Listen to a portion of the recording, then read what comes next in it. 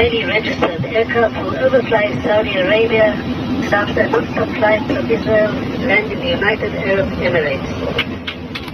The duration of the flight, the shortest route over Saudi Arabia, will be approximately 3 hours and 20 minutes, instead of what it would have been more than 7 hours up to now.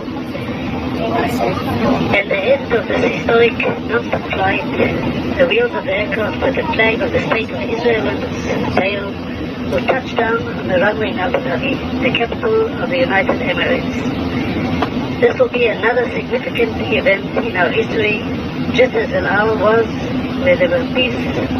when peace was signed between Jerusalem, Cairo, and Amman. We are all excited and look forward to more historic flights that will take us to other capital cities in the region, advancing us all to a more prosperous future. Wishing us all salam, peace and shalom. Have a safe flight. Thank you.